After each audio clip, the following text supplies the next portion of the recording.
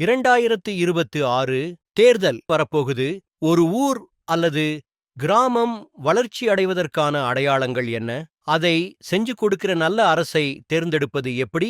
சொல்லு பார்ப்போம்.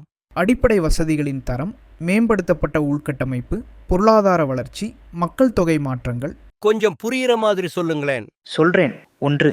அடிப்படை வசதிகளின் தரம். நமது அருகில் உள்ள நல்ல மருத்துவமனைகள் மற்றும் சுகாதார நிலையங்கள், தரமான கல்வி நிறுவனங்கள், பள்ளிகள் மற்றும் கல்லூரிகள், பொது பூங்காக்கள் மற்றும் பொழுதுபோக்கு இடங்கள். 2. மேம்படுத்தப்பட்ட உள்கட்டமைப்பு. நல்ல சாலைகள், பாலங்கள், போக்குவரத்து இணைப்புகள், குடிநீர் மற்றும் கழிவுநீர் வடிகால் வசதிகள், தடையில்லா மின்சாரம். 3. பொருளாதார வளர்ச்சி. புதிய வேலைவாய்ப்புகள் மற்றும் தொழில் வாய்ப்புகள் அதிகரித்தல், சிறு தொழில்கள், கடைகள், சந்தைகள் போன்ற வணிக நிறுவனங்கள் தோன்றுதல், விவசாயம் பிற துறைகளில் இருந்து வருமானம் அதிகரித்தல், மக்களின் தனிநபர் வருமானம் உயர்தல். 4. மக்கள் தொகை மாற்றங்கள். வேலை மற்றும் நல்ல வாழ்க்கை தரத்திற்காக புதிய மக்கள் குடியேறுதல், வீடுகளின் மதிப்பு, சொத்து மதிப்பு உயர்தல்.